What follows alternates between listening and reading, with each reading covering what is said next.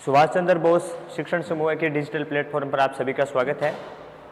आज अपन कक्षा 6 की पुस्तक हमारा राजस्थान, जिसका अध्याय 6 राजस्थान के भौतिक प्रदेश के बारे में जानकारी प्राप्त करेंगे। कक्षा 6 की हमारा राजस्थान पुस्तक में जिस प्रकार से बताया गया है, हमारे राजस्थान के 4 प्रमुख भौतिक प्रदेश हैं। पहला भौतिक प्रदेश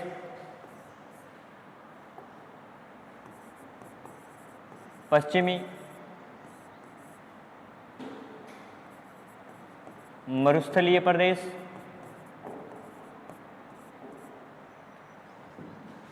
सेकंड अरावली प्रदेश,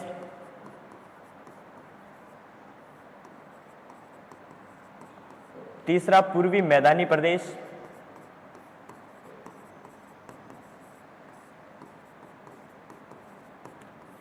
और चौथा और अंतिम दक्षिणी पूर्वी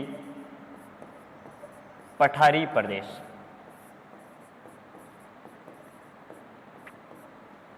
भौतिक प्रदेशों का विभाजन इनकी स्थल आकृति और इनकी भौतिक दशाओं के आधार पर डिवाइड किया गया है।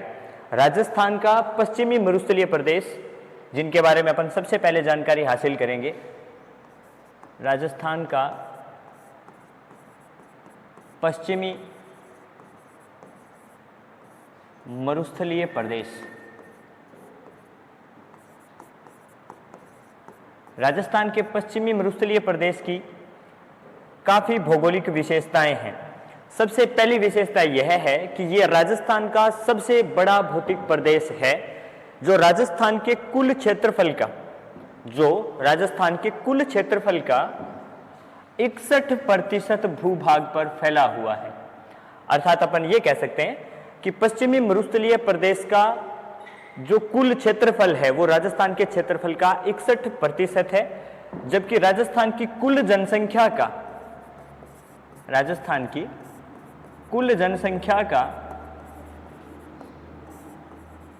40% इसी भूभाग में निवास करता है। अगर अपन चर्चा करें इनमें शामिल होने वाले जिलों की, तो इनमें कुल राजस्थान के 12 जिले सम्मिलित होते हैं। राजस्थान के 12 जिले सम्मिलित होते हैं। ये नवीनतम जिलों के आधार पर नहीं है। नवीनतम जिलों की भौगोलिक सीमाएं अभी तक निर्धारित नहीं है। इस आधार पर अपन नवीनतम जिलों को ऐड नहीं करके और पुराने आधार पर अगर देखें तो इसमें राजस्थान के 12 जिले सम्मिलित हैं। अब राजस्थान के पश्चिमी मरुस्थलीय प्रदेश को अपन और खंडों में विभाजित कर सकते हैं।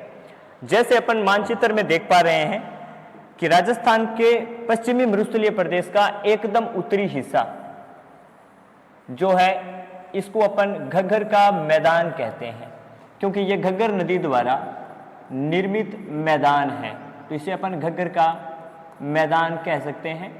दूसरा अगर अपन देखें, जिसमें चूरू, झुंझुनू और सीकर जिले शामिल हैं, इस प्रदेश को अपन शेखावाटी प्रदेश के नाम से जान सकते हैं।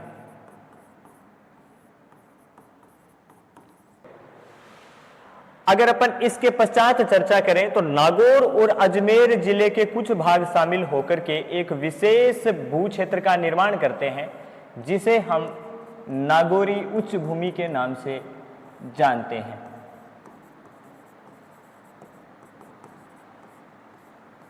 लूणी नदी जो अजमेर के नाग पहाड़ से निकलती है, जिसको अपन जल संसाधन वाले चैप्टर में काफी विस्तार से पढ़ेंगे। लूणी नदी अजमेर के नाग पहाड़ से निकल करके और कच्छ के रण तक का जो रास्ता तय करती है। लूणी नदी के बेसिन क्षेत्र में आने वाला जो प्रदेश है, उसको अपन गोडवाड़ प्रदेश के नाम से जानते हैं।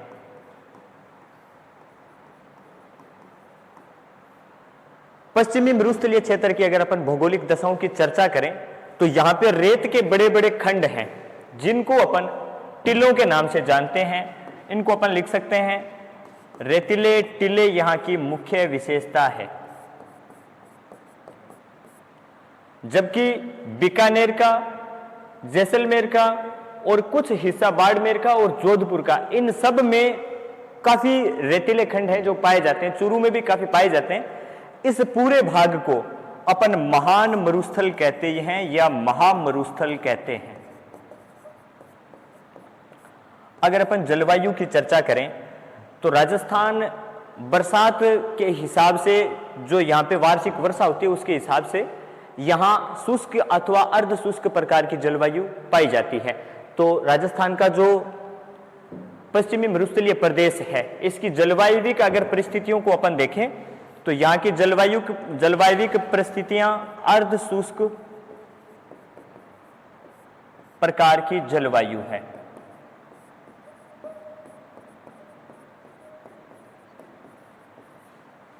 वैसे तो विश्व में कई प्रकार के मरुस्थल पाए जाते हैं, कई शीत मरुस्थल हैं, कई गर्म मरुस्थल हैं। इस हिसाब से अगर अपन देखें तो राजस्थान का पश्चिमी मरुस्थलीय जो प्रदेश है इसकी प्रमुख विशेषता क्या है कि उनमें सबसे अधिक जैव विविधता वाला एवं धनी प्रकृति का जो अपना मरुस्थल है वो मरुस्थल राजस्थान का पश्चिमी मरुस्थलीय प्रदेश है। तो अपन इसके बारे में लिख सकते हैं कि सबसे धनी मरुस्थल की श्रेणी में, सबसे धनी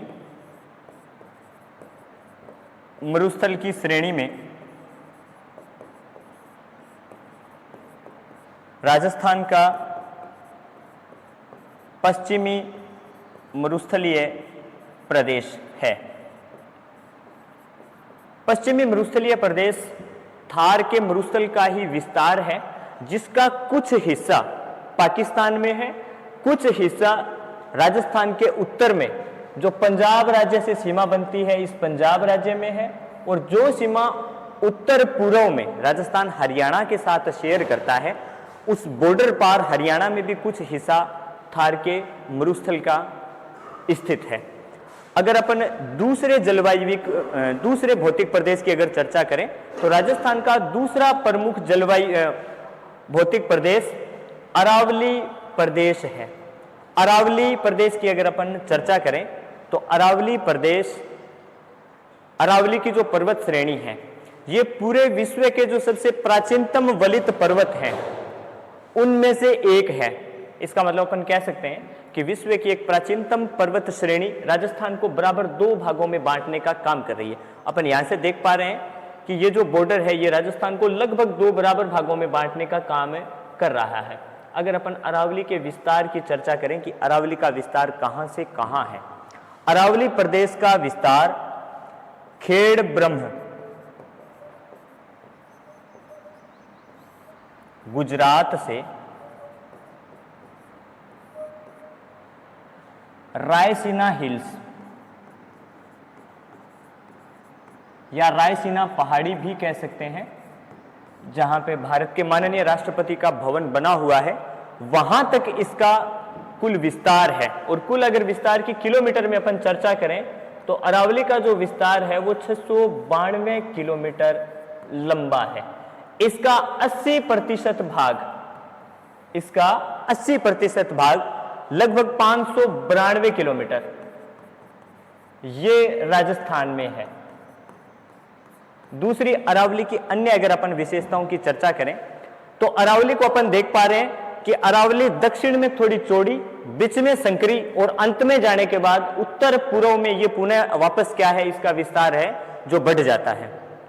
आगे अपन क्या देख पा रहे हैं, अरावली पर्वत श्रृंखला की सबसे ऊंची चोटी, अरावली पर्वत श्रृंखला की सबसे ऊंची चोटी जो माउंट आबू में स्थित गुरु शिखर है, और गुरु शिखर की कुल ऊंचाई 1722 मीटर है। अब अपन यहाँ पे निवास करने वाली जनसंख्या और इनके क्षेत्रफल के बारे में अगर देखें तो ये कुल राजस्थान के क्षेत्रफल में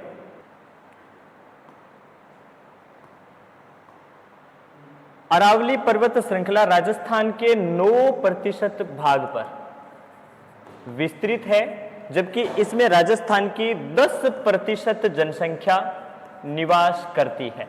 अरावली की अगर अपन एक प्रमुख विशेषता की तरफ ध्यान आकर्षित करें, ध्यान केंद्रित करें तो अपन देख पाते हैं कि राजस्थान में पाए जाने वाले कुल खनिजों का एक बड़ा भाग अरावली या अरावली के आसपास के क्षेत्रों में ही पाया जाता है। दूसरा, अरावली राजस्थान को मानसून की दृष्टि से एक जबरदस्त तरीके से प्रभावित करती है। किस प्रकार से प्रभावित करती है? पश्चिमी मरुस्थलीय जो प्रदेश है ये अरावली पर्वत जो श्रृंखला है इसके वृष्टि छाया प्रदेश में है, जिससे दक्षिणी पूर्वी जो मानसून है उस मानसून से प्राप्त होने वाली वर्षा का एक बड़ा हिस्सा अरावली पर्वत श्रृंखला अपने बीच में रोक लेती है, जिसके कारण से यहाँ पे बरसात है जो दक्षिण पूर्वी मानसून की सबसे कम है वो इनको प्राप्त होती है। आगे अगर अपन अगले भौतिक प्रदेश की चर्चा करें तो पूर्वी मैदानी प्रदेश राजस्थान के दक्षिणी पूर्वी हिस्से की तरफ है, जो सबसे अधिक उपजाऊ है, जिसको अपन सर्वाधिक उपजाऊ प्रदेश कह सकते हैं। यहाँ पे प्रमुख रूप से जो मुख्य फसलें हैं उनका काफी बड़ी मात्रा में उत्पादन होता है।